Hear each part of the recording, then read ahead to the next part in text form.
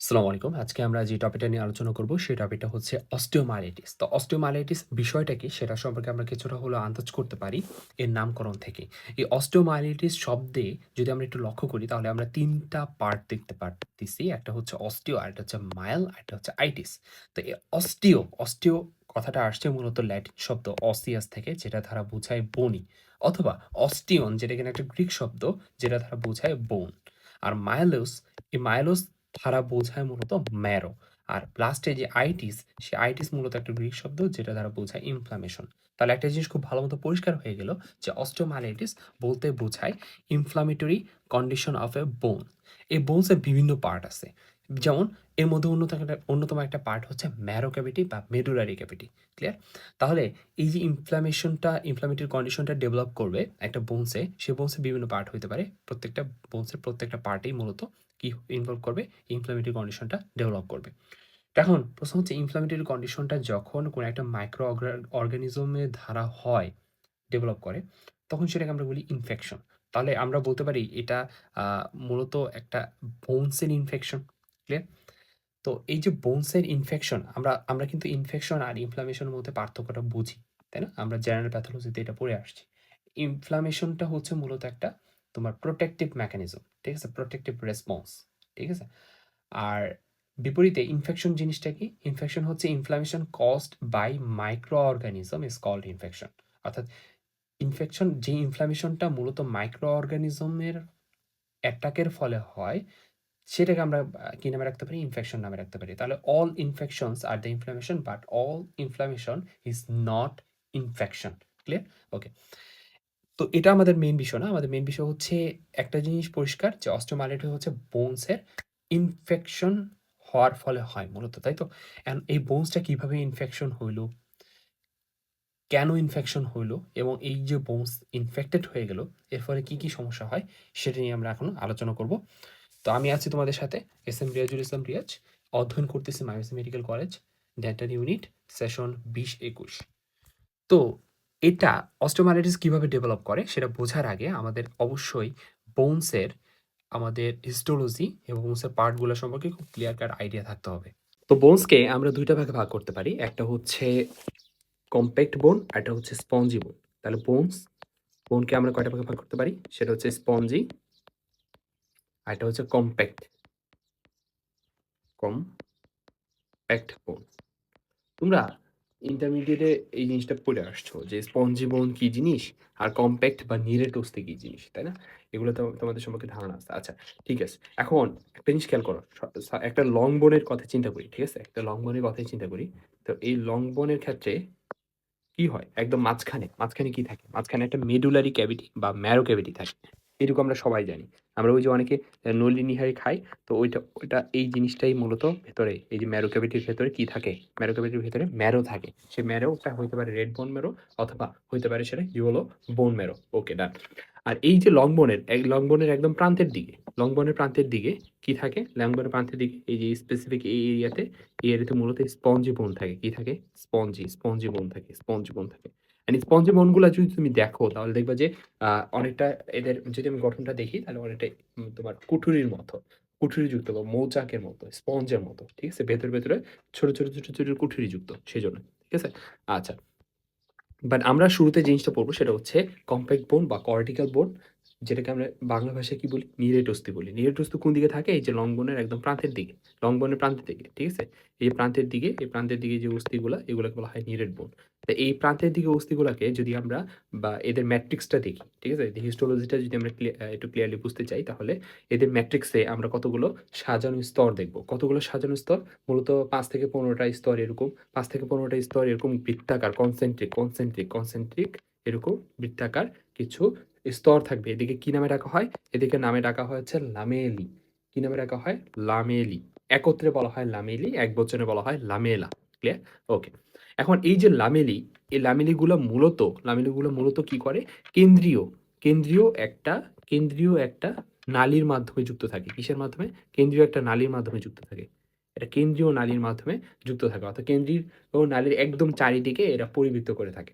এই যে কেন্দ্রীয় নালী, এই কেন্দ্রীয় নালীর ভেতরে আবার কি থাকে? আর্টারি থাকে, ভেইন থাকে, নার্ভ থাকে। এই যে এই ক্যানেলটা, কেন্দ্রীয় এই ক্যানেলটাকে বলা হয় হ্যাভার্সিয়ান ক্যানেল। কি নামে রাখা হয় এই কেন্দ্রীয় নালীটাকে? এই কেন্দ্রীয় নালীটাকে বলা হয় হ্যাভারসিয়ান ক্যানেল। আচ্ছা, এই যে হ্যাভার্সিয়ান ক্যানেল কেন্দ্রে আছে এবং এই হ্যাভার্সিয়ান ক্যানেলকে কেন্দ্র করে ৫ থেকে ১৫ টা কনসেন্ট্রিক ল্যামেলা আছে। এদেরকে একত্রে পুরা ইউনিটটাকে বলা হয় একটা হ্যাভার্সিয়ান সিস্টেম। কি নামে রাখা হয়? হ্যাভার্সিয়ান সিস্টেম। এটার আরেকটা নাম আছে। খুব সুন্দর নাম, যেটাকে বলা হয় অস্টিয়ন। কি নামে রাখা হয়? অস্টিয়ন। এখন এই যে নিরেট বোন বা কম্প্যাক্ট বোন বা যেটাকে কর্টিক্যাল বোন বলতেছি, এই কর্টিক্যাল বোনের ভেতরে না একটা হ্যাভার্সিয়ান ইউনিট থাকে না। অনেক হ্যাভার্সিয়ান সিস্টেম থাকে। এই ধরো এর পাশে আবার কি থাকবে? আরেকটা হ্যাভার্সিয়ান সিস্টেম থাকবে। এর ঠিক পাশেই আরেকটা হ্যাভার্সিয়ান সিস্টেম তুমি পাবা। ঠিক আছে? এই সেম হ্যাভার্সিয়ান সিস্টেমটা এটা আরেকটা জায়গায় পাবা। ধরো এইটা একটা হ্যাভার্সিয়ান সিস্টেম। ঠিক তেমনি এটার মতো আরেকটা হ্যাভার্সিয়ান সিস্টেম পাশে থাকবে। ঠিক আছে? এর পাশে আরো অনেক হ্যাভার্সিয়ান সিস্টেম থাকতে পারে। ক্লিয়ার? আচ্ছা। এখন আমি এইখানে যে জিনিসটা বুঝা যাচ্ছি যে এই যে একটা হ্যাভার্সিয়ান সিস্টেম, এই হ্যাভার্সিয়ান সিস্টেমের একটা হ্যাভার্সিয়ান নালী আছে। এই যে হ্যাভার্সিয়ান সিস্টেম, এই হ্যাভার্সিয়ান সিস্টেমের হ্যাভার্সিয়ান ক্যানেল বা হ্যাভার্সিয়ান নালী আছে। এই পাশাপাশি ২ টা হ্যাভার্সিয়ান সিস্টেমের হ্যাভার্সিয়ান ক্যানেলগুলা পরস্পরের সাথে ইন্টার কানেক্টেড থাকে আরেকটা ক্যানেল দ্বারা। যে ক্যানেলটাকে বলা হয় বকম্যানস ক্যানেল। বকম্যানস ক্যানেল। এই বকম্যানস ক্যানেলের মধ্যেও কি থাকবে? অবশ্যই আর্টারি, ভেইন এবং নার্ভ সাপ্লাই গুলা থাকবে। তাহলে একটা জিনিস খুব ক্লিয়ার যে একটা কমপ্যাক্ট বোনের যে ম্যাট্রিক্সে যে স্ট্রাকচারাল ইউনিট হিসেবে যে হ্যাভার্সিয়ান সিস্টেম বা অস্টিয়ানগুলা রয়েছে, সেই অস্টিয়ানগুলার মূলত তোমার এই যে হ্যাভার্সিয়ান ক্যানেলগুলা মূলত একে অপরের সাথে ইন্টারকানেক্টেড থাকে মূলত বকম্যানস ক্যানেল দ্বারা। ক্লিয়ার? ওকে। আরেকটা বড় বিষয় সেটা হচ্ছে এই যে লামেলি, এই লামেলিগুলার দিকে যদি তাকাও, একেকটা লামেলিকে আমরা একবচনে কি বলবো? লামেলা বলবো। এদের লামেলার মধ্যে ছোট ক্ষুদ্র গহ্বর থাকে। ছোট কি থাকে? ক্ষুদ্র গহ্বর থাকে। ক্ষুদ্র গহ্বর থাকে। এই গহ্বরগুলোকে বলা হয় ল্যাকুনা। কি নামে রাখা হয়? ল্যাকুনা। ল্যাকিউনা। এদেরকে ক্ষুদ্র গহ্বরগুলোকে বলা হয় ল্যাকুনা। আর এই ল্যাকুনার ভেতরে যে জিনিসটা থাকে সেটা হচ্ছে অস্টিওসাইট। কি থাকে? অস্টিওসাইট। কি থাকবে? ভেতরে অস্টিওসাইট। অস্টিওসাইট কি জিনিস? অস্টিওব্লাস্ট কি জিনিস? এইটুকু বেসিক ধারণা সবারই আছে, তাই না? অস্থি কোষগুলোকে আমরা বলি অস্টিওসাইট। ওকে। এখন এর চারিদিকে আবার কি থাকে? চারিদিকে এরকম ছোট ক্যানেল বের হয়। ছোট এরকম প্রজেকশন বা ক্যানেলের মতো বের হয়। তাই না? যেগুলো বেগুনি কালার আমরা দেখাচ্ছি। এগুলো বলা হয় ক্যানেলিকুলি। কি নামে রাখা হয়? ক্যানেলিকুলি। এই ক্যানেলিকুলির মাধ্যমে এরা পাশের আরেকটা ল্যাকুনার সাথে কি রক্ষা করে? যোগাযোগ বা কমিউনিকেশন রক্ষা করে। ঠিক আছে? অর্থাৎ এই যে পাশাপাশি ২ টা কি আছে? ল্যাকুনা আছে।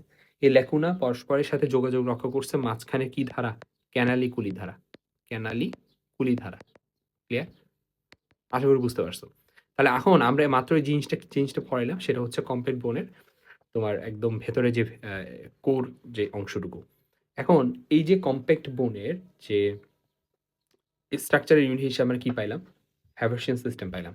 এবার চলে আসি আমি স্পঞ্জি বোনের ক্ষেত্রে। স্পঞ্জি বোনের ক্ষেত্রে এই হ্যাভার্সিয়ান সিস্টেম পাওয়া যায় না। স্পঞ্জি বোনটা অনেকটা হয় স্পঞ্জের মতো। ভেতরে কুঠুরি থাকবে। ঠিক আছে? তো এই যে কুঠুরিযুক্ত এই অস্থিগুলাকে আরেকটা নামে রাখা হয়। যে নামটাকে বলা হয় ক্যানসেলাস বোন। কি নামে রাখা হয়? স্পঞ্জি বোন যে কথা, ক্যানসেলাস বোন একই কথা। এদের আরেকটা নাম আছে। স্পঞ্জি বোনকে আরেকটা নামে রাখা হয়। সেটা বলা হয় ট্রাবিকিউলার বোন। কি নামে রাখা হয়? ট্রাবিকিউলার বোন। এই ট্রাবিকিউলার কথাটা আসছে ট্রাবেকিউলি থেকে। ট্রাবেকুলি, ট্রাবেকুলি থেকে। কই থেকে আসছে? ট্রাবেকুলি। অ্যান্ড ট্রাবেকুলি কি জিনিস? ট্রাবেকুলি হচ্ছে ইন্টারকানেক্টেড বনি প্রজেকশন অনেকটা। ছোট দেখবা। আমরা একটু পরে এখন চিত্রটা দেখাইলে তুমি বুঝতে পারবা। দেখো। আমরা এখানে একটা চিত্র রাখছি। সেটা হচ্ছে এই যে একটা লং বোন, তাই না? এই পুরাটাকে একটা লং বোন। লং বোনের মাঝখানে কি আছে? মাঝখানে একটা ক্যাভিটি আছে যেটাকে আমরা কি বলছি? ম্যারো ক্যাভিটি বা মেডুলারি ক্যাভিটি। ঠিক? মেডুলারি ক্যাভিটির ভিতরে কি থাকে? ম্যারো ক্যাভিটির মধ্যে কি থাকে? ম্যারো ক্যাভিটি বা মেডুলারি ক্যাভিটি একই কথা। এখন এই ম্যারো ক্যাভিটির মধ্যে কি থাকবে? সেটা রেড বোন ম্যারো থাকতে পারে অথবা ইয়েলো বোন ম্যারো থাকতে পারে।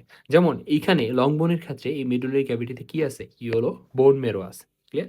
এখন এই যে মেডুলারি ক্যাভিটি, এই মেডুলারি ক্যাভিটির চারিদিকে যে অস্থিটা আছে সেটাকে বলা হয় কম্প্যাক্ট বোন। কি নামে ডাকা হয়? কম্প্যাক্ট বোন। এবং এই কম্প্যাক্ট বোনটাই যদি আমরা খুব ভালো মতো জুম করে দেখি, যেমন এইখানে আরো সুন্দর ক্লিয়ার একটা পিকচার দিছে।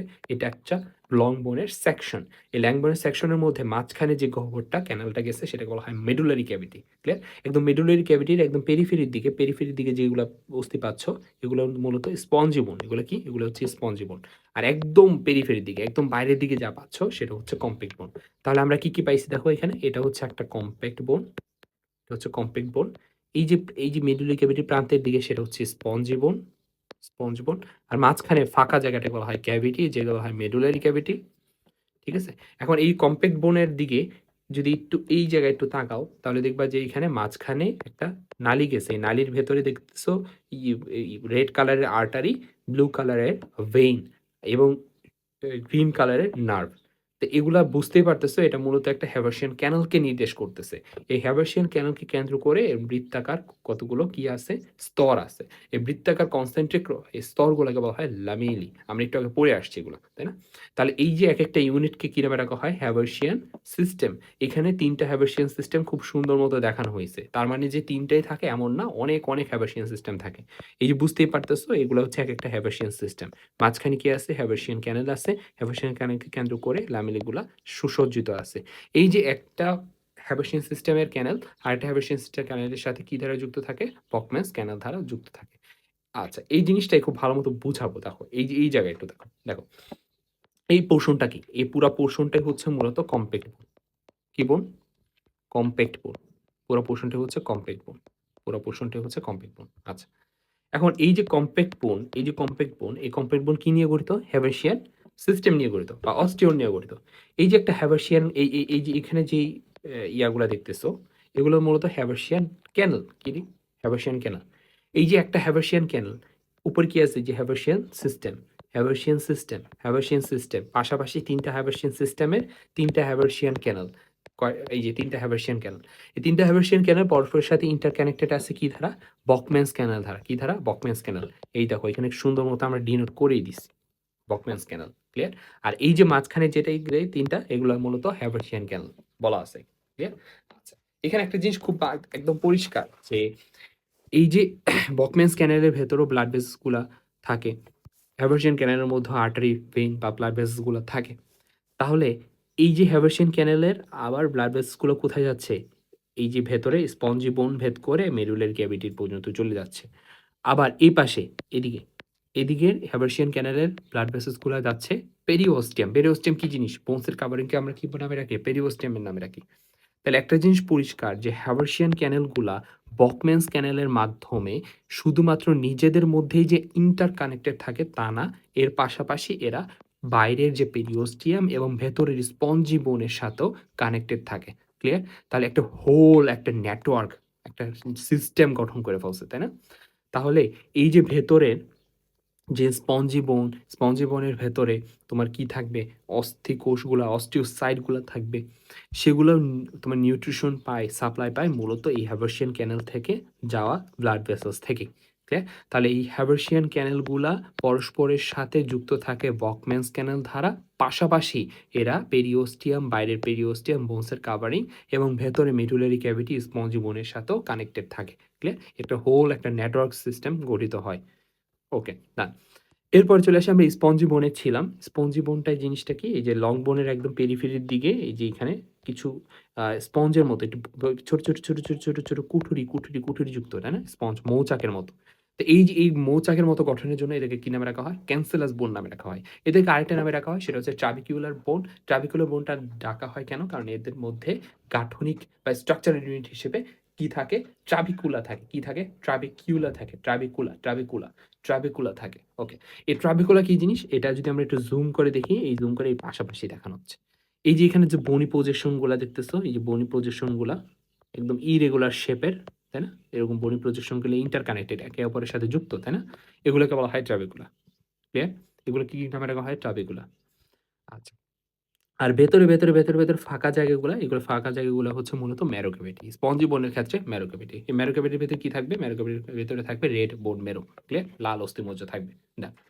এখন এই জিনিসটাই আমরা আরো ভালো মতো যদি দেখতে চাই তাহলে আমরা এই গঠনটা একটু দেখতে পারি। দেখো। এখানে এটা কি স্পঞ্জি বোন। স্পঞ্জি বোনটাই একদম ভালোমতো হিস্টোলজিক্যাল স্লাইডটা দেখানো হইছে। হিস্টোলজিক্যালি আমরা কি দেখব ভেতরে? এই যেগুলো হচ্ছে মূলত ইন্টারকানেক্টেড বনি প্রজেকশন যেটাকে আমরা কি নামে রাখতেছি? ট্রাবিকুলি নামে রাখতেছি। ট্রাবিকুলি কি হিসেবে কাজ করে? ট্রাবিকুলি মূলত স্পঞ্জি বোনের কার্যিক একক বা গাঠনিক একক হিসেবে স্ট্রাকচারাল ইউনিট হিসেবে কাজ করে। এই ট্রাবিকুলেই গুলাই যদি আমরা আরো ভালোমতো ভেতরে দেখি যে কি পাবো? ভেতরে আমরা ওই আগের মতো ওই যে আমরা হ্যাভেশিয়ান সিস্টেমে কি পাইছিলাম? ল্যাকুনা পাইছিলাম, তাই না? ল্যাকুনা ক্ষুদ্র গহ্বর ছিল ল্যাকুনা। ল্যাকুনার ভিতরে কি ছিল? অস্টিওসাইট ছিল। মনে আছে কিনা? আচ্ছা। তো এগুলা থাকবে এবং একই সাথে ওই আমরা ক্যানালিকুলি পাইছিলাম। ল্যাকুনার চারিদিক থেকে বের হইছিল এবং কনসেন্ট্রিক ল্যামিলা পাইছিলাম। বাট এখানে সমস্যা হচ্ছে এখানে কোনো হ্যাভেশিয়ান ক্যানেল নাই। কোনো হ্যাভেশিয়ান সিস্টেম গঠন করবে না, কোনো অস্টিয়ন গঠন করবে না, বকম্যান্স ক্যানেলও নাই। ওই আগের অস্টিয়ন বা হ্যাভেশিয়ান সিস্টেমটা এখানে এক্সিস্ট করবে না। এখানে মূলত যে জিনিসটা থাকবে সেটা হচ্ছে ইন্টারকানেক্টেড বনি প্রজেকশন যেটাকে নাম রাখতেছি আমরা ট্রাবিকুলি নামে রাখতেছি। ট্রাবিকুলি এখানে স্ট্রাকচারাল ইউনিট হিসেবে কাজ করবে। এই যে ট্রাবিকুলি একটা বনি প্রজেকশন, এই যে বনি প্রজেকশন বা ট্রাবিকুলি ইন্টারকানেক্টেড, এই ট্রাবিকুলির আবরণটাকে কি বলা হয়? এন্ডোস্টিয়াম। কি নামে রাখা হয়? এন্ডোস্টিয়াম। ট্রাবিকুলির আবরণটাকে কি বলা হয়? এন্ডোস্টিয়াম। ক্লিয়ার? এন্ডোস্টিয়াম যে শুধুমাত্র ট্রাবিকুলির আবরণ হিসেবে থাকে তা না। এর পাশাপাশি এই যে লং বোনের ভেতরে যে মেডুলারি ক্যাভিটি আছে, সেই মেডুলারি ক্যাভিটির ভেতরে যে সারফেসটা ইনার সারফেসটা আবৃত করে থাকে এন্ডোস্টিয়াম। এই যে এখানে খুব সুন্দর মতো আমরা এখানে ডিনোট করে দিচ্ছি। এই যে ভেতরে কি আছে? মেডুলারি ক্যাভিটি, তাই না? মেডুলারি ক্যাভিটির একদম ভেতরের দিকে, এই যে প্রান্তের দিকে যে আবরণ ধারা আবৃত থাকে সেটা বলা হয় এন্ডোস্টিয়াম। তার একদম বোনস, এই বোনসের বাইরের আবরণকে বলা হয় পেরিওস্টিয়াম। এই বোনসের ভেতরে মেডুলারি ক্যাভিটির অভ্যন্তরে পেরিফেরির দিকে অভ্যন্তরের আবরণটাকে বলা হয় এন্ডোস্টিয়াম। তো এন্ডোস্টিয়াম কাকে আবৃত করে রাখে? মেডুলারি ক্যাভিটিকে আবৃত করে রাখে। আর কাকে আবৃত করে রাখে? সেটা হচ্ছে এই যে ট্রাবিকুলি আবরণ হিসেবে কাজ করে। আর এই যে এন্ডোস্টিয়াম আরেকটা জায়গায় থাকে সেটা হচ্ছে হ্যাভার্সিয়ান ক্যানেলের চারিদিকে থাকে। ঠিক আছে? এন্ডোস্টিয়ামটা থাকে। ওকে, ডান। তাহলে এই যে এখানে সুন্দর মতো এই যে পেরিওস্টেমটা মানে একদম করে দেখাইছে। খুব ভালো মতো দেখানো যাচ্ছে। ঠিক আছে? পেরিওস্টেম। ওকে, ডান। এখানে আরেকটা বড় বিষয় সেটা হচ্ছে আমরা যেহেতু লং বোন নিয়ে আলোচনা করব না। কারণ অস্টিওমাইলাইটিস বা বিভিন্ন বোনসই হইতে পারে। বাট আমাদের মেইন ফোকাসটা হচ্ছে অস্টিওমাইলাইটিস অফ জ বোন। ঠিক আছে? যেহেতু আমরা ডেন্টিস্ট্রিতে মূলত এই জ রিলেটেড ইয়াগুলা এবং অরোফেশিয়াল, টোটাল ফেশিয়াল যে স্ট্রাকচার এবং ওরাল ক্যাভিটির প্যাথোলজি নিয়ে আমরা কাজ করি। তো সেই ক্ষেত্রে আমরা মূলত পড়বো হচ্ছে অস্টিওমাইলাইটিস অফ জ বোন, ম্যান্ডিবল এবং ম্যাক্সিলা। তো সেই ক্ষেত্রে আমাদের অবশ্যই তোমার আ এই ম্যান্ডিবল এবং ম্যাক্সিলার গঠন সম্পর্কে একটু জানা থাকা জরুরি। এদের বোনসের গঠন সম্পর্কে জানা থাকা জরুরি। বাট উদাহরণ হিসেবে আমরা এখানে ম্যান্ডিবলকে কেন টানছি? কারণ অস্টিওমাইলাইটিসটা ম্যান্ডিবলের ক্ষেত্রে বেশি হয়, ম্যাক্সিলার ক্ষেত্রে কম হয়। কেন কম হয়, কেন বেশি হয়? এটা একটা গুরুত্বপূর্ণ পরীক্ষার জন্য একটা কোয়েশ্চেন এবং ভাইভাতেও এটা ফ্রিকোয়েন্টলি ধরা হয়। এটা আমরা একটু পরে আলোচনা করব। তখন আরো ভালো মতো ক্লিয়ার হয়ে যাবে। তো শুরু করি, সেটা হচ্ছে ম্যান্ডিবল। এই ম্যান্ডিবলের ক্ষেত্রে কয়েকটা জিনিস একটু মাথায় রাখা দরকার। সেটা হচ্ছে এখানে একটা জিনিস খেয়াল করো। এখানে একটা ক্যানেল গেছে, তাই না? এখানে একটা ক্যানেল গেছে। এই ক্যানেলটাকে বলা হয় ম্যান্ডিবুলার ক্যানেল। কি বলা হয়? ম্যান্ডিবুলার ক্যানেল। ওকে। ম্যান্ডিবুলার ক্যানেলের আবার ২ টা ফোরামেন আছে, দুই সাইডে ২ টা। এই পাশে একটা ফোরামেন, এই পাশে একটা ফোরামেন। ফোরামেন তো বুঝোই ছিদ্রপথ। এই ফোরামেনগুলাকে এই যে উপরের ফোরামেনটাকে বলা হয় যেটা মিডিয়াল সারফেস। মিডিয়াল সারফেস তো বুঝোই। এইটা হচ্ছে ল্যাটেরাল সারফেস। মিডিয়াল সারফেস ওই পাশে যেটা আমরা এখন দেখাতে পারছি না। ঠিক আছে? অপর সাইডে এই যে এই পিকচারে খুব ভালো মতো বোঝা যায়। এই যে এটা। তাহলে এই ভেতরের দিকে যে সারফেসটা সেটা হচ্ছে মিডিয়াল সারফেস আর বাইরের দিকে সেটা হচ্ছে ল্যাটেরাল সারফেস। ক্লিয়ার? ওকে? আচ্ছা। মিডিয়াল বা ডিস্টাল তুমি ল্যাটেরাল যেটাই বলো না কেন। বাইরের দিকের সারফেসটা আরকি। আচ্ছা। তো এখন ভেতরের দিকে যে ক্যানেলটা সেটা হচ্ছে মূলত ম্যান্ডিবুলার ফোরামেন বলা হয়। কি নামে রাখা হয়? Mandibular foramen. আর এই যে এখানে জিনিসটা ল্যাটেরাল সারফেসে পাচ্ছ সেটাকে বলা হয় মেন্টাল ফোরামেন। কি নামে রাখা হয়? Mental foramen. তাহলে এই যে এই ফোরামেন দিয়ে মিডিয়ালি ভেতরের সারফেসে যে ফোরামেনটা থাকে ম্যান্ডিবুলার ফোরামেন মিডিয়াল সারফেসে সেই ফোরামেন দিয়ে ইনফেরিয়র অ্যালভিওলার নার্ভ ঢুকে। ইনফেরিয়র অ্যালভিওলার নার্ভ এই ম্যান্ডিবুলার ক্যানেল পথে পাস করে এবং আল্টিমেটলি এটা কোন দিক দিয়ে বের হয়ে যায়? মেন্টাল ফোরামেন দিয়ে বের হয়ে যায়। বের হয়ে এরা ডিভাইডেশন হয় কিসে? ইনসিসিভ ব্রাঞ্চে এবং মেন্টাল নার্ভে। ক্লিয়ার? ওকে। তো এই জিনিসটা আরো ক্লিয়ারলি এখানে খুব ভালো মতো বোঝা যায়। দেখো এখানে যে এই যে ম্যান্ডিবুলার ফোরামেন দিয়ে কি ঢুকছে? Inferior alveolar nerve. এই ইনফেরিয়র অ্যালভিওলার নার্ভ যে ঢুকে এমন না। ইনফেরিয়র অ্যালভিওলার নার্ভের সাথে ইনফেরিয়র অ্যালভিওলার ভেইন যায়, ইনফেরিয়র অ্যালভিওলার আর্টারি যায়। ঠিক আছে? ইত্যাদি এগুলো যায়। তো এই যে ইনফেরিয়র অ্যালভিওলার তোমার নিউরোভাস্কুলার সিস্টেম, সহজ কথায় নিউরো কেন বলছি? কারণ নার্ভ আছে। ভাস্কুলার কেন বলছি? কারণ এখানে ভেইন আর্টারি আছে। ঠিক আছে? তো নিউরোভাস্কুলার সিস্টেমটা খুব সুন্দর মতো ম্যান্ডিবুলার ক্যানাল দিয়ে পাস করে আল্টিমেটলি কিসে দিয়ে বের হয়ে যায়? মেন্টাল ফোরামেন দিয়ে বের হয়ে যায়। মেন্টাল ফোরামেন দিয়ে বের হয়ে কিসে ভাগ হয়? ইনসিসিভ ব্রাঞ্চ এবং মেন্টাল ব্রাঞ্চে বিভক্ত হয়। ক্লিয়ার? আচ্ছা, এই জিনিসটা কেন বললাম? এই জিনিসটা একটু পরে লাগবে আমাদের। ঠিক আছে? এখানে যা আলোচনা করছি প্রত্যেকটা জিনিস লাগবে। আমি আবার বলে দিই এখানে কোন জিনিসটা সবচেয়ে বেশি লাগবে। সেটা হচ্ছে একটু আগে আমরা যে নেটওয়ার্ক সিস্টেমটা নিয়ে পড়াইছি। যে এই যে হ্যাভার্সিয়ান ক্যানেল গুলা পরস্পর একে অপরের সাথে ইন্টারকানেক্টেড থাকে কিসের মাধ্যমে? বকম্যান স্ক্যানের মাধ্যমে। শুধু যে ইন্টারকানেক্টেড থাকে তেমন না। এর পাশাপাশি এরা বাইরে পেরিওস্টিয়াম এবং ভেতরে মেডুলারি ক্যাভিটির মধ্যেও যোগাযোগ রক্ষা করে। তাহলে এই ভেতরে মেডুলারি ক্যাভিটির যেকোনো প্যাথোজেন কি করবে? খুব সহজে এই হ্যাভার্সিয়ান ক্যানাল, বকম্যানস ক্যানাল হয়ে এই নেটওয়ার্ক ধরে খুব সহজে কোথায় চলে আসতে পারবে? এই যে বাইরের পেরিওস্টিয়াম পর্যন্ত চলে আসতে পারবে। এই কথাটা অত্যন্ত ইম্পোর্টেন্ট। ক্লিয়ার?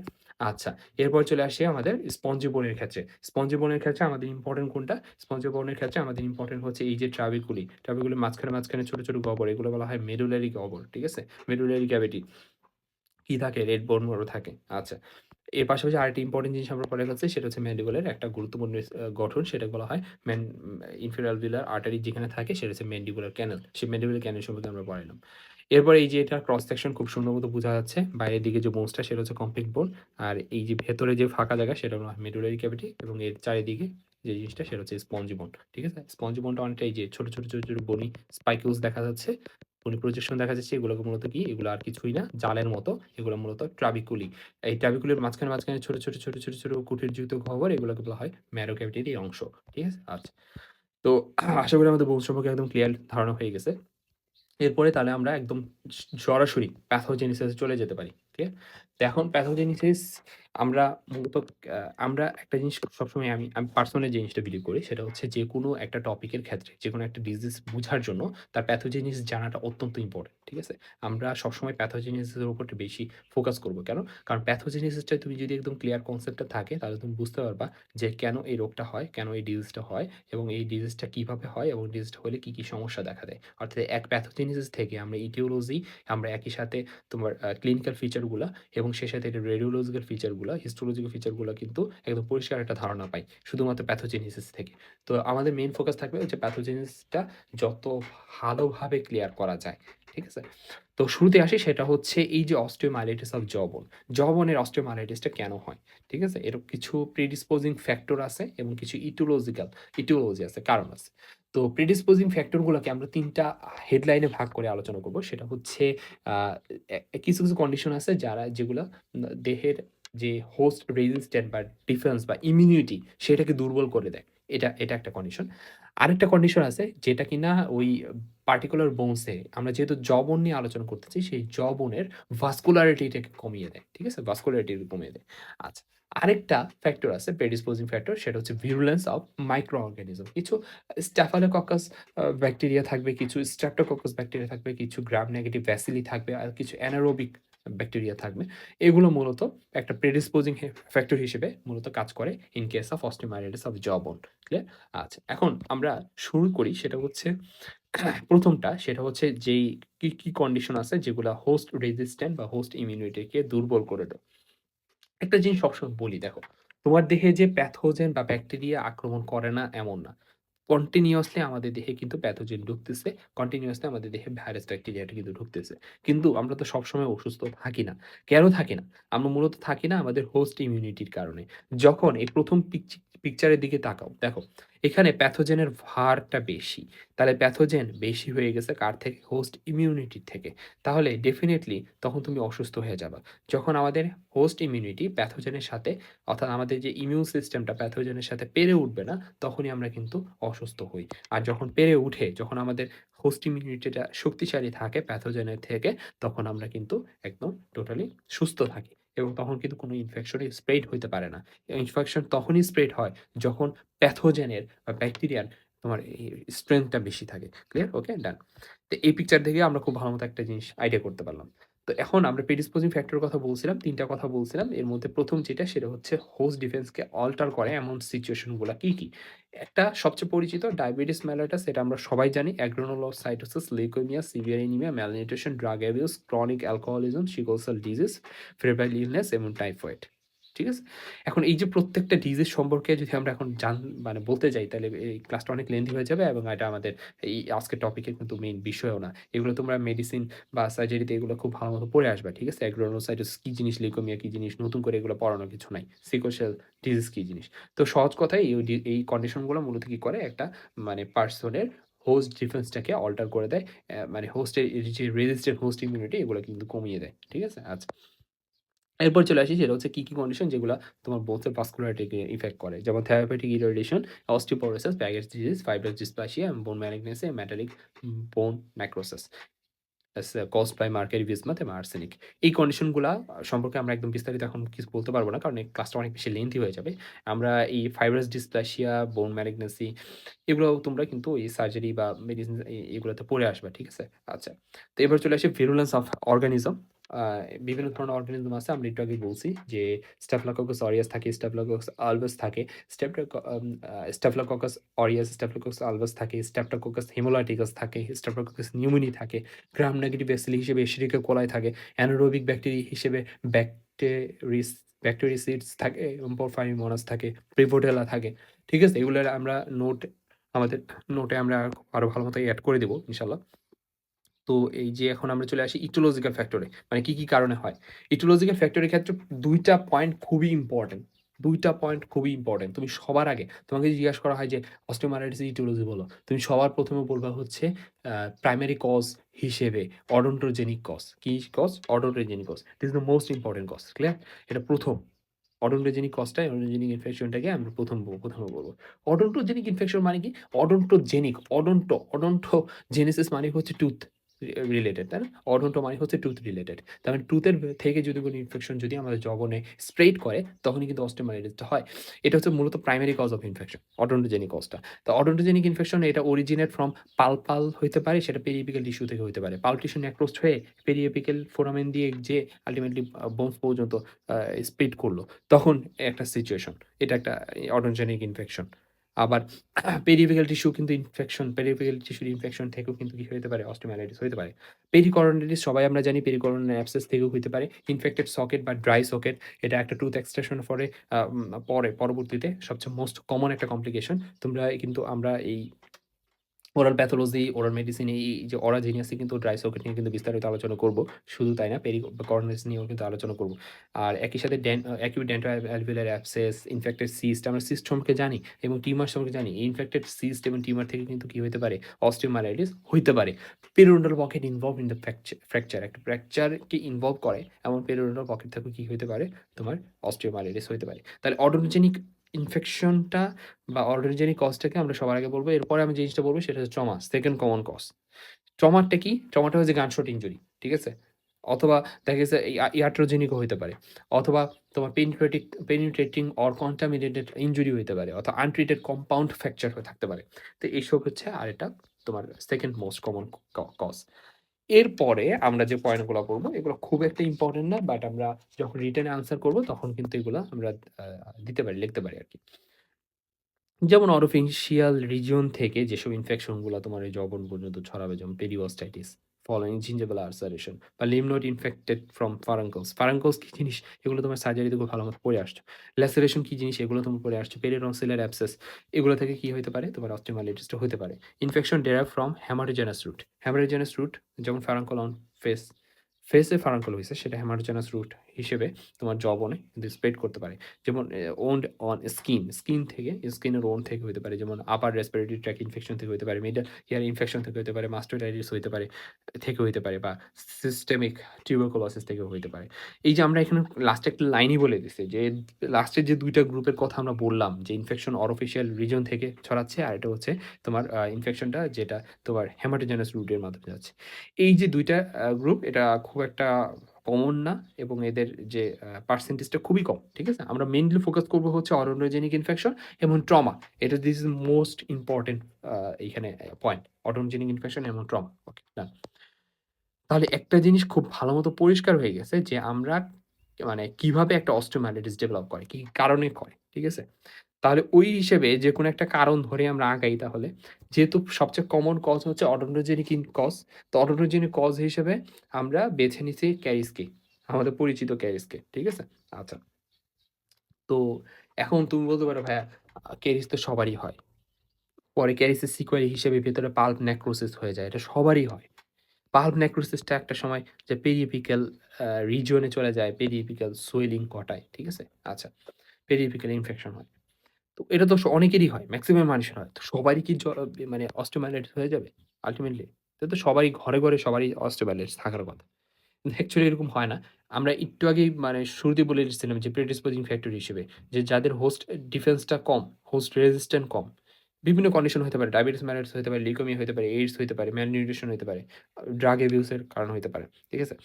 অথবা যারা রেডিয়েশন নিছে কয়েকদিন আগে। ঠিক আছে? অথবা অস্টিওপোরোসিস বা বোন ম্যালিগনেন্সির কোনো ডিজিজ আছে। তাদের ক্ষেত্রে কিন্তু ওই জ বোনের ভাস্কুলারিটি কমে যাবে। তার কোনো একটা জায়গায় ভাস্কুলারিটি কমে যাওয়া মানে কি? ওই জায়গায় সেলগুলা তোমার পর্যাপ্ত পরিমাণ তোমার হোস্ট যে সেলগুলা থাকে যেমন নিউট্রোফিল, গ্রানুলোসাইট, অ্যাগ্রানুলোসাইট এই যে WBC গুলা কিন্তু পর্যাপ্ত পরিমাণে আসবে না ভাস্কুলারিটি কম থাকার কারণে। আর এটা হচ্ছে নিউট্রিশনও খুব কম পাবে। ঠিক আছে? তো এই যে ভাস্কুলারিটি কমে যাওয়া বা হোস্ট রেজিস্ট্যান্ট কমে যাওয়া এইসব কন্ডিশন যখন থাকে তখনই কেবল এই যে সামান্যতম ওই যে ক্যারিজ বা পালপারি নেক্রোসিস, পালপারি ইনফেকশন থেকে কিন্তু অস্টিওমাইলাইটিস হইতে পারে। ঠিক আছে? সবার যে হবে এমন না যাদের হোস্ট ডিফেন্সটা কম। ঠিক আছে? হোস্ট ডিফেন্সটা কম, ইমিউনিটি কম তাদের ক্ষেত্রে কিন্তু এই সমস্যাগুলোতে বেশি দেখা দেয়। ঠিক আছে? আচ্ছা। তো ধরে নাও আমরা এখন যে প্যাথোজেনেসিসটা পড়বো সেটা এমন এক ব্যক্তির যে ব্যক্তির ডায়াবেটিস মেলাইটাস আছে। ঠিক আছে? যে ব্যক্তির ডায়াবেটিস মেলাইটাস আছে শুধু তাই না, তার কিন্তু বোন ম্যালিগনেন্সি আছে এবং রিসেন্টলি তিনি কি করছে? রেডিয়েশন নিচ্ছিল। ঠিক আছে? এসব কন্ডিশনের ক্ষেত্রে উনার একটা টিতে কি ছিল? ক্যারিস ছিল। ক্যারিস থেকে পরবর্তীতে ক্যারিসের সিক্যুয়েল হিসেবে আমরা জানি যে পাল্প নেক্রোসিস হয়ে যায়। এই নেক্রোসড পাল্পের থেকে ইনফেকশনটা আল্টিমেটলি পেরিফেরাল ফোরামেন দিয়ে কোথায় আসে? পেরিফেরাল রিজিয়নে চলে আসছে। এই পেরিফেরাল রিজিয়ন থেকে পরবর্তীতে কোথায় স্প্রেড হয়েছে? মূলত এই জ বোনের ভেতরে রিপ্লেস হয়ে গেছে। ক্লিয়ার? আচ্ছা। এটা কি জিনিস এটা তো তোমরা অলরেডি জানো। এই যে এইটা হচ্ছে একটা টুথ। এই যে টুথের এই যে ধরো এখানে যদি ক্যারিস হয়, তাহলে এই যে ক্যানাল বরাবর এর ভেতরে রুট ক্যানালের ভেতরে কি আছে তোমার? রুট ক্যানালের ভেতরে কি আছে?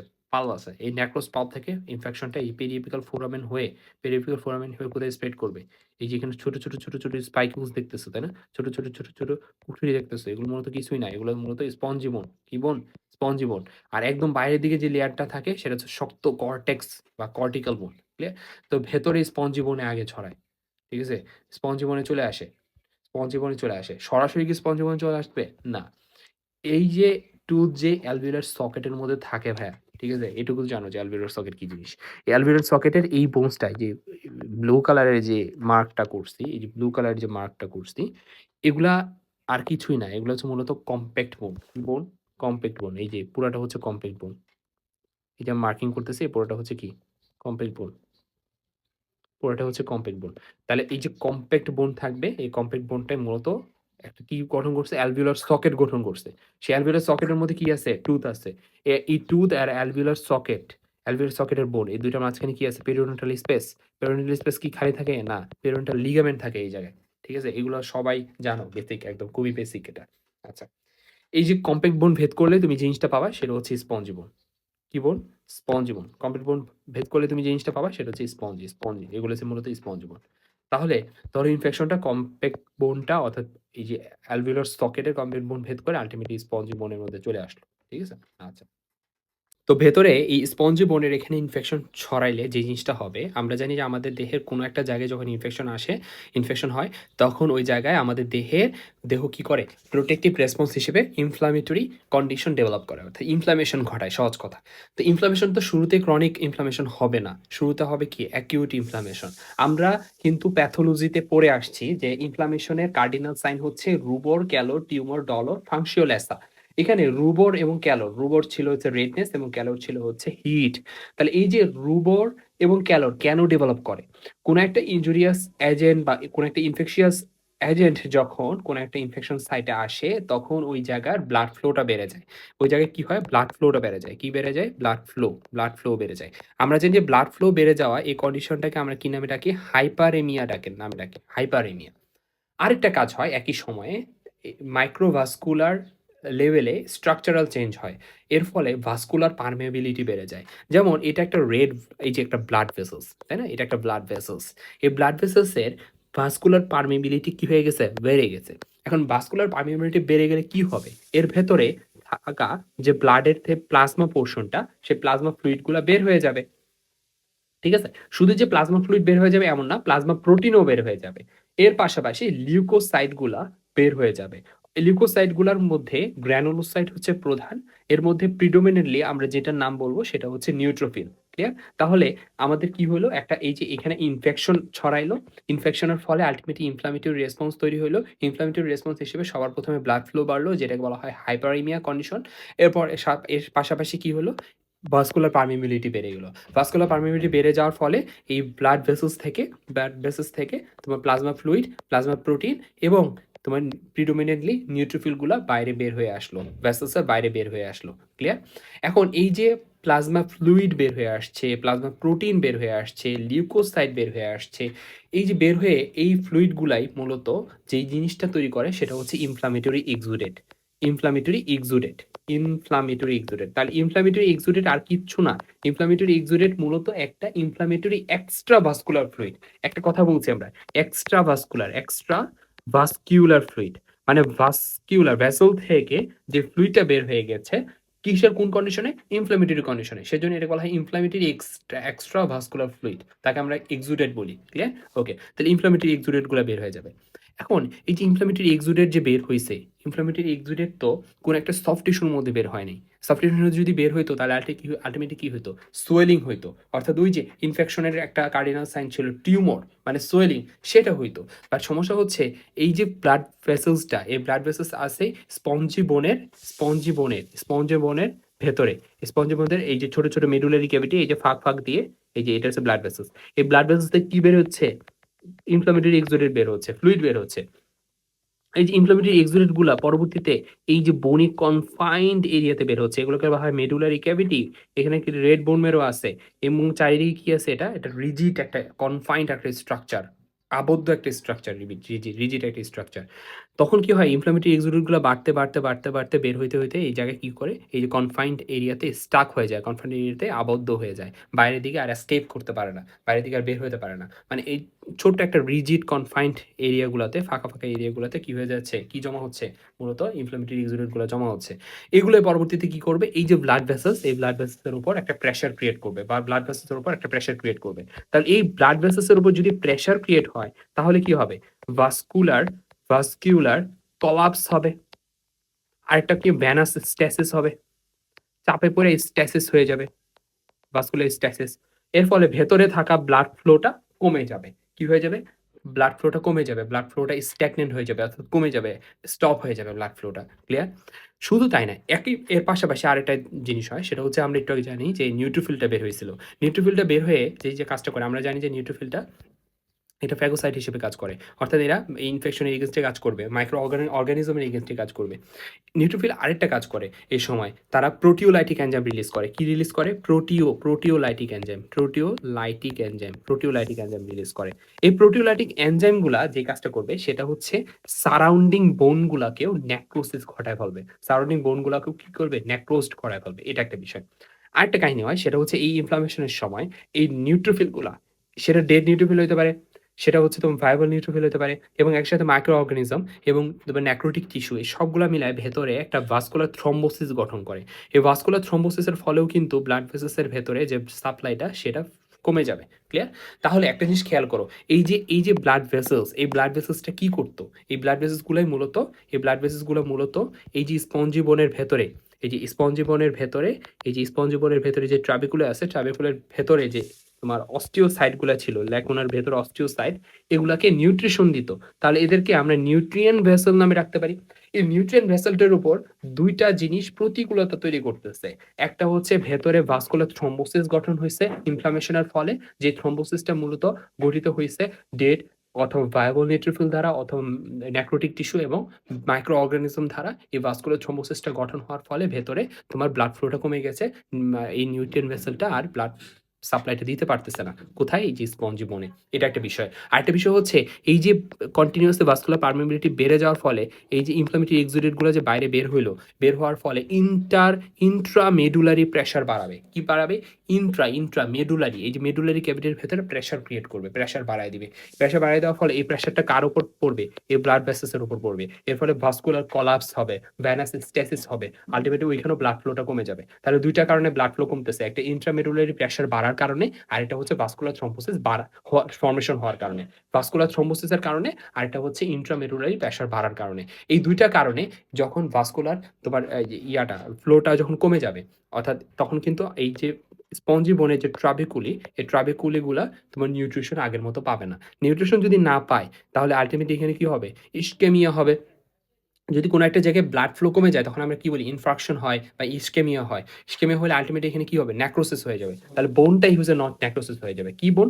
সেটা ট্রাবিকুলার বোন।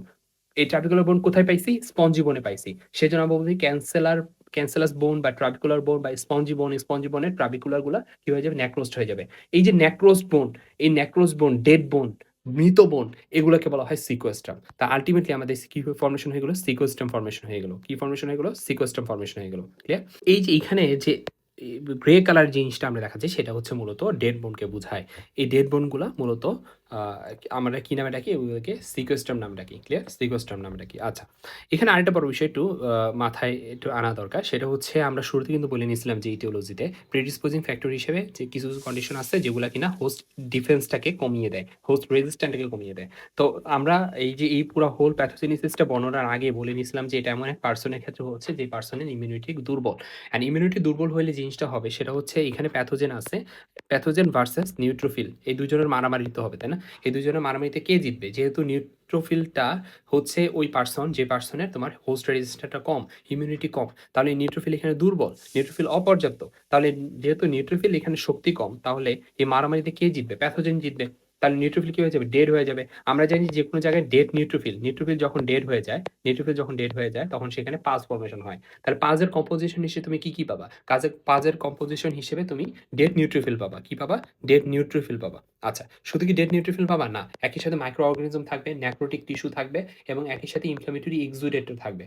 তাহলে এই যে ইনফ্লামেটরি এক্সুডেটর কিন্তু তোমার পাজের একটা কম্পোজিশনের মধ্যেই পড়ে। আর পাস কিন্তু one kind of inflammatory exudate. তাহলে আল্টিমেটলি আমরা একটু আগে জিনিসটা পড়লাম যে ইনফ্লামেটরি এক্সুডেট এখানে জমা হচ্ছে, ভালো কথা, মেডুলারি স্পেসে, মেডুলারি ক্যাভিটির মধ্যে। এবং এই ইনফ্লামেটরি এক্সুডেটটা পরবর্তীতে ইন্ট্রামেডুলারি প্রেশারটা বাড়াচ্ছে। সেই ইনফ্লামেটরি এক্সুডেটটাই কিন্তু পরবর্তীতে কিসে ফর্মেশন হতেছে? কিসে কনভার্ট হয়ে যাচ্ছে? পাজে। তাহলে আল্টিমেটলি আমরা বলতে পারি যে পাজ, আমরা এখন কি নামে সম্বোধন করবো? এটাকে পাজ নামে সম্বোধন করবো। ক্লিয়ার? ওকে, আমরা এখন আর ইনফ্লামেটরি এক্সুডেট বলবো না, আমরা কি বলবো? Pus. Pus is one kind of inflammatory exudate. Clear? যে পাজের মধ্যে কি থাকে? ডেড নিউট্রোফিল থাকে, আর কি থাকে? নেক্রোটিক টিস্যু থাকে, আর কি থাকে? তোমার মাইক্রো অর্গানিজম থাকে। Micro organism dead micro organism হইতে পারে অথবা লিভিং মাইক্রো অর্গানিজমও হইতে পারে। ক্লিয়ার? একই সাথে ইনফ্লামেটরি এক্সুডেট অথবা ইডেমা ফ্লুইডও থাকে, অথবা প্লাজমা ফ্লুইডগুলোও থাকবে, প্লাজমা প্রোটিনও থাকবে। এগুলো সবকিছু মিলাই হচ্ছে প্লাজ ফর্মেশন হয়। এই পাজগুলো কন্টিনিউয়াসলি অ্যাকুমুলেশন করতেই থাকে। পাজের পরিমাণ বাড়তেই থাকবে। পুরা স্পঞ্জি বোনের ভেতরে মেডুলারি ক্যাভিটির প্রত্যেকটা কোনায় কোনায় যত দিন যাবে তোমার পাঁচটা অ্যাকুমুলেশন হইতেই থাকবে। ডান? ওকে, ডান। এই পাঁচটা অ্যাকুমুলেশন হইতে থাকলে যে জিনিসটা হবে সেটা হচ্ছে এই যে স্পঞ্জি বোনের মধ্যে একটা ম্যান্ডিবুলার ক্যানেল আছে। আমরা এইটুকু জানি, আমরা কিন্তু পড়ায় আসছি এটা। এই যে ম্যান্ডিবুলার ক্যানেল, এই ম্যান্ডিবুলার ক্যানেলটা একটা রিজিড স্ট্রাকচার। এই ক্যানেলটা কিন্তু একটা রিজিড একটা স্ট্রাকচার, কম্প্যাক্ট বোনে দ্বারা তৈরি একটা ক্যানেল। ক্লিয়ার? এই ক্যানেলটাকে ইনভলভ করে ফেলবে। এই ক্যানেলের ভিতরে যখন পাঁচটা অ্যাকুমুলেশন হবে, তখন এই ক্যানেলের ভেতরে থাকা ইনফিরিয়র অ্যালভিউলার নিউরোভাস্কুলার যে ভেসেস গুলো রয়েছে, অর্থাৎ এখানে যে ইনফিরিয়র অ্যালভিউলার নার্ভ আছে, ইনফিরিয়র অ্যালভিউলার আর্টারি আছে, ঠিক আছে, এবং ইনফিরিয়র অ্যালভিউলার ভেইন আছে, এই সবগুলার উপর একটা প্রেসার ক্রিয়েট করবে। এখন তুমি চিন্তা করো, এই যে গ্রিন কালার, এটা কি ইনফিরিয়র অ্যালভিউলার নার্ভ। এই ইনফিরিয়র অ্যালভিউলার নার্ভের উপর যখন পাস, যেটা ওয়ান কাইন্ড অফ ইনফ্লামেটরি এক্সুডেটটা যখন প্রেসার ক্রিয়েট করতেছে, যখন এটার উপর প্রেসার ক্রিয়েট করতেছে এই নার্ভের উপর, ইনফিরিয়র অ্যালভিউলার নার্ভের উপর, তখন এর কমপ্লিকেশন হিসেবে, সিমটমস হিসেবে যে জিনিসটা পেশেন্টের মধ্যে ডেভেলপ করবে সেটা হচ্ছে প্যারাস্থেসিয়া অফ লিভ প্যারাস্থেসিয়া ডেভেলপ করবে। কি ডেভেলপ করবে? লিভ প্যারাস্থেসিয়া ডেভেলপ করবে। এখন এই যে পাসটা কন্টিনিউয়াসলি মেডুলারি ক্যাভিটি অর্থাৎ স্পঞ্জিবোনের মেডুলারি ক্যাভিটির মধ্যে, স্পঞ্জিবোনের মধ্যে যে স্প্রেড করলো, অ্যাকুমুলেশন হইতে থাকলো, এই পাসটা একটা সময় কোথায় যায় আসবে? এই যে এইখানে থাকা কম্প্যাক্ট বোন, এই কম্প্যাক্ট বোনটাকে আমরা কর্টিক্যাল বোন বলতে পারি, তাই না? আচ্ছা, আমরা কিন্তু শুরুতে পড়াই নিছিলাম যে কম্প্যাক্ট বোন বা কর্টিক্যাল বোনগুলা কি করে। এই যে কম্প্যাক্ট বোন বা কর্টিক্যাল বোনগুলা পাশের স্পঞ্জি বোন এবং মেডুলারি ক্যাভিটির সাথে কানেক্টেড থাকে। কিসের মাধ্যমে কানেক্টেড থাকে? একটা নেটওয়ার্কের মাধ্যমে। এটা কিন্তু পড়ায় ফেলছি। কিভাবে? এই যে হ্যাভার্সিয়ান ক্যানাল এবং বকম্যানস ক্যানাল গুলা দ্বারা। ঠিক আছে? এই যে এর মাধ্যমে এরা বাইরে পেরিওস্টিয়াম আর ভেতরে মেডুলারি ক্যাভিটি স্পঞ্জি বোনের সাথে কানেক্টেড। তাহলে সমস্যাটা এখন পর্যন্ত কোথায় আছে? এই মেডুলারি ক্যাভিটির মধ্যে আছে, তাই না? মেডুলারি ক্যাভিটির মধ্যে আছে। শুধু মেডুলারি ক্যাভিটি নাই, যে স্পঞ্জি বোনের মধ্যে আছে। স্পঞ্জি বোনের মেডুলারি ক্যাভিটির মধ্যেও আছে। তখন এই সমস্যাটা অর্থাৎ এই ৫ টা পরবর্তীতে এই বকম্যানস ক্যানাল দিয়ে, হ্যাভার্সিয়ান ক্যানাল দিয়ে আল্টিমেটলি কোথায় চলে যাবে? কোথায় চলে যাবে? এই কর্টিক্যাল বোনে তো যাবেই। পাশাপাশি এই কর্টিক্যাল বোনের যে এক্সটার্নাল সারফেস, যেটা কিনা পেরিওস্টিয়ামের ঠিক নিচে, সেই সারফেসে এসে পাসগুলা জমা হওয়া শুরু করবে। ক্লিয়ার? তো এই জিনিসটাই আমরা এখানে পিকচারে দেখলে আরো ভালো মতো বুঝতে পারবো। এই যে ইয়াতে যেটা আমরা আঁকছি এখন। তাহলে ধরো এই যে এখানে ৫ টা গেল। এখানে এই যে বকম্যানস ক্যানাল দিয়ে, এই হ্যাভার্সিয়ান ক্যানাল দিয়ে, আবার বকম্যানস ক্যানাল, হ্যাভার্সিয়ান ক্যানাল, বকম্যানস ক্যানাল। এদিক দিয়ে আল্টিমেটলি কোথায় জমা হইছে? পেরিওস্টিয়ামের নিচে জমা হইছে। ক্লিয়ার? এখানে বেগুনি কালারটা মূলত পেরিওস্টিয়াম। তাহলে এই পেরিওস্টিয়ামের ঠিক নিচে কি জমা হচ্ছে? পাস জমা হচ্ছে। ঠিক আছে? এই যে পাস যেহেতু পেরিওস্টিয়ামের নিচে জমা হচ্ছে, সেজন্য এটাকে বলা হয় সাবপেরিওস্টিয়াল পাস কালেকশন। ক্লিয়ার? এই সাবপেরিওস্টিয়াল পাস কালেকশন যখন হয়, তখন এই পাসটা এই পেরিওস্টিয়ামটাকেও ইনভলভ করে ফেলায়। এই পাসটা পেরিওস্টিয়ামকে ইনভলভ করে এবং পেরিঅস্টাইটিস ডেভেলপ করে। কি ডেভেলপ করে? পেরিঅস্টাইটিস ডেভেলপ করে। ক্লিয়ার? শুধু তাই না, এই যে সাবপেরিওস্টাল পাস কালেকশনের ফলে এখানে একটা প্রেসার ক্রিয়েট হচ্ছে না? এই জায়গায় একটা প্রেসার ক্রিয়েট হচ্ছে না? এই প্রেসার ক্রিয়েট হওয়ার ফলে আলটিমেটলি এখানে পেরিওস্টিমে থাকা অস্টিওব্লাস্টগুলো স্টিমুলেটেড হয়। অস্টিওব্লাস্টগুলো যখন স্টিমুলেটেড হবে, এখানে থাকা অস্টিওব্লাস্টগুলো স্টিমুলেটেড হবে, তখন এখানে নতুন বোন ফর্মেশন হবে। কোথায়? পেরিওস্টিমের ঠিক নিচে। তাহলে এই পেরিওস্টিয়ামের ঠিক নিচে এই যে ব্লু কালারের নতুন বোন ফর্মেশন হলো, সেটাকে বলা হয় সাবপেরিওস্টিয়াল নিউ বোন। কি বলা হয়? সাবপেরিওস্টাল বোন ফর্মেশন হয়। এই যে বোন যখন ফর্মেশন হয়, তখন এর উপরে এই যে সোয়েলিং এর উপরে যদি তুমি হাত দিয়ে পালপেট করো, তখন তুমি একটা ফার্ম সোয়েলিং পাবা। ঠিক আছে? কেন ফার্ম পাবা? মূলত এই যে সাবপেরিওস্টাল নিউ বোন ফর্মেশন হওয়ার ফলে। ক্লিয়ার? আরেকটা বড় বিষয় একটু খেয়াল করছো কিনা, এপেরিওস্টিয়াম আগে কি ছিল? যেহেতু একটা বোনের কাভারিং, এটা বোনসের একদম গা ঘেঁষে লেগেছিল, লেপ্টে ছিল। কিন্তু যখনই সাবপেরিওস্টাল পাস কালেকশন হলো, তখনই কিন্তু পেরিওস্টিয়ামটা এই যে বোনের সারফেস থেকে সেপারেটেড হয়ে গেছে। কি হয়ে গেছে? সেপারেটেড। এটাকে আমরা কি বলতে পারি? ইলেভেশন of periosteum from the surface of cortical বোন। কর্টিক্যাল বোনের সারফেস থেকে পেরিওস্টিয়াল ইলেভেশন হয়ে গেছে। ঠিক আছে? শুধু তাই না, এর পেরিওস্টিয়ামের নিচে পাস কালেকশন হয়েছে, যে পাস কালেকশনটাকে আমরা কি নামে রাখতেছি? Subperiosteal pass. এবং এই যে পাস ফর্মেশন হওয়ার ফলে এই যে প্রেসার ক্রিয়েট হইলো, তখন পেরিওস্টিয়ামের মধ্যে থাকা অস্টিওব্লাস্টগুলো স্টিমুলেটেড হয়, নতুন নতুন বোন একটা বোনের ফর্মেশন করে, একটা বনি লেয়ার ফর্মেশন হয়ে যায়, নতুন বোনের ফর্মেশন লেয়ার। তো এটাকে বলা হয় সাবপেরিওস্টিয়াল নিউ বোন ফর্মেশন। ক্লিয়ার? এর ফলে ওই পরে সয়েলটা কি হয়ে যাবে? ফার্ম হয়ে যাবে। ক্লিয়ার? আচ্ছা, আরেকটা কাহিনী হয়। দীর্ঘদিন যদি এই পাসটা যদি পারসিস্ট করে, তাহলে আল্টিমেটলি কি হবে? এই যে পেরিওস্টিয়াম, সেই পেরিওস্টিয়ামটা তোমার কি হবে? পারফোরেটেড হয়ে যাবে। পেরিওস্টিয়ামটা পেনিট্রেটেড হয়ে যাবে। পেরিওস্টিয়াম যদি পেনিট্রেটেড হয়ে যায়, এই পেরিওস্টিয়ামের উপরে কি আছে? মিউকোসা আছে না? এই মিউকোসাটা, ধরো এই পুরো মিউকোসাটা এখন আবৃত আছে। ঠিক আছে? মিউকোসাটা আবৃত আছে। পেরিওস্টিয়ামটা পেনিট্রেটেড হয়ে গেছে। তখন কি হবে? তখন এই যে মিউকোসার ঠিক নিচে পাস থাকবে। মিউকাসের নিচে পুরো পাস ভর্তি থাকবে।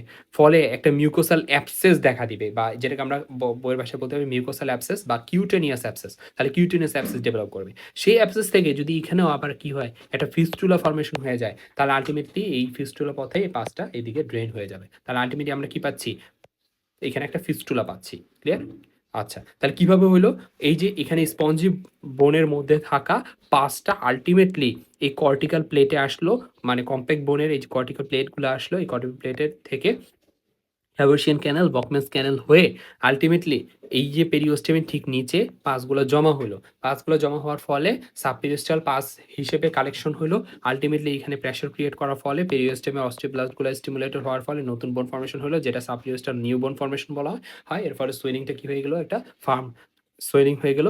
একই সাথে এই পাসটা যখন দীর্ঘদিন এক্সিস্ট করে, তখন আল্টিমেটলি যখন এই পেরিওস্টিয়ামটা কি হয়ে যাবে? পেনিট্রেটেড হয়ে যাবে। তখন ইনিশিয়ালি জিনিসটা ক্রিয়েট হয়, সেটা হচ্ছে মিউকোসাল অ্যাবসেস বা কিউটেনিয়াস অ্যাবসেস। এর পরবর্তীতে এখানে ফিস্টুলা ফর্মেশন হয়ে যায় এবং এর মাধ্যমে কিন্তু পাসগুলো ড্রেন হয়। ডান। এই তো গেল একটা কন্ডিশন। এখন একটা জিনিস খেয়াল করতেছো কিনা, আমরা কিন্তু ক্রমান্বয়ে ক্রনিকের দিকে কিন্তু অলরেডি আগায় গেছি। শুরুর দিকে হয়েছিল অ্যাকিউট ইনফ্লামেশনে যে জিনিসটা হয়েছিল সেটা হচ্ছে ইনফেকশন স্প্রেড হয়েছিল, তাই না? ইনফেকশন স্প্রেড হয়েছিল কোথায়? স্পঞ্জি বোনের মধ্যে। স্পঞ্জি বোনের কোথায়? মেডুলারি স্পেসে, মেডুলারি ক্যাভিটিতে। ডান। ওকে। এই যে স্পেস ইনফেকশন হওয়ার ফলে আলটিমেটলি কি হয়েছিল? তোমার ইন্ট্রামেডুলারি প্রেশারটা বাড়ছে। ইন্ট্রামেডুলারি প্রেশারটা কেন বাড়ছে? পাস ফর্মেশন হওয়ার ফলে। এর ফলে কি হয়? লিপ প্যারেস্থেসিয়া ডেভেলপ করছে। তাহলে অ্যাকিউট কন্ডিশনের ক্ষেত্রে আমরা লিপ প্যারেস্থেসিয়া পাবো। আরেকটা পাবো কি? যেহেতু ইনফেকশন তাহলে ফিভার পাবো, জ্বর পাবো। একই সাথে এখানে যেহেতু একটা কনফাইন্ড স্পেসে তোমার মেডুলারি স্পেসে মানে পাসগুলা ফর্মেশন হচ্ছে, তাই এগুলো একটা প্রেশার ক্রিয়েট করবে। এর ফলে কি হবে? পেইন হবে এই জায়গায়। কি অবশ্যই একটা পেইন হবে। তাহলে severe, high grade, intermediate pain পাবা অ্যাকিউট কন্ডিশনের ক্ষেত্রে। আর একই সাথে এখানে লিপ প্যারেস্থেসিয়া পাবা। কেন পাবা? কারণ ইনফেরিয়র অ্যালভিওলার নার্ভের উপর কিন্তু প্রেশার ক্রিয়েট করতেছে। তাহলে লিপ প্যারেস্থেসিয়া পাবা। আবার ল্যাব ডায়াগনোসিস করলে তুমি দেখবা যে সিবিসির ক্ষেত্রে লিউকোসাইটোসিস পাবা। ডাব্লিউবিসি কাউন্ট অনেক বেশি পাবা। ক্লিয়ার? তো এইগুলো হচ্ছে মেইন জিনিস। এর পাশাপাশি কি হবে? সোয়েলিং হয়ে যেতে পারে। কেন হয়? এটা তো অলরেডি মাত্রই বললাম। বাট এই কন্ডিশনটা যখন দীর্ঘদিন চলে একটা সময় দেখা গেছে যে ফিস্টুলা ফর্মেশন হয়ে যায়। তাহলে এই যে ফিস্টুলা ফর্মেশন হয় এটা মূলত ক্রনিক কন্ডিশন। ফিস্টুলা একটা কি? Chronic condition.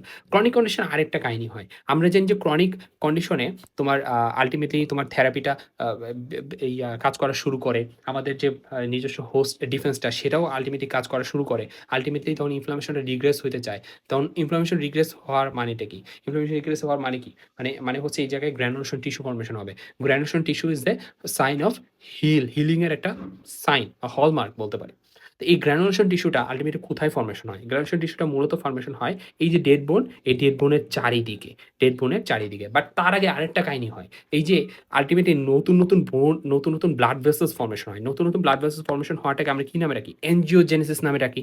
তাহলে এই যে নতুন এই যে যখন ব্লাড ভেসেলস গুলো ফর্মেশন হবে নিউ এনজিওজেনেসিস এর মাধ্যমে, তখন এই ব্লাড ভেসেলসগুলা যেই কাজটা করে অস্টিওক্লাস্টিক অ্যাক্টিভিটি বাড়ায় দেয়। অস্টিওক্লাস্টিক অ্যাক্টিভিটি বাড়ানোর ফলে এই যে এই ডেড বোনগুলার আশেপাশের বোনগুলাকে লাইটিক করে। কি করে? লাইটিক মানে লাইসিস করে দেয়।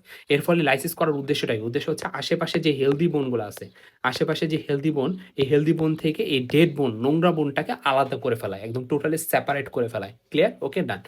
সেপারেট করার পর ২ টা কাহিনী ঘটবে। যদি এই সিকোস্টেমটা স্মল হয়, ছোট হয়, তাহলে এটাকে একদম কমপ্লিটলি লাইসিস করে ফেলবে। এটা কোনো টেনশনই নাই। আর যদি এটা লার্জ সিকোস্টেম হয় বা লার্জ ডেড বোন হয়, তাহলে জিনিসটা হবে এর চারিদিকে একটা গ্র্যানুলেশন টিস্যুর লেয়ার ফর্মেশন হবে। গ্র্যানুলেশন টিস্যুর লেয়ার ফর্মেশন হওয়ার পাশাপাশি এর উপরে আরেকটা নিউ বোনের লেয়ার ফর্মেশন হবে, যেটাকে আমরা কি নামে ডাকতেছি? ইনভলিউক্রাম। কি নামে ডাকবো?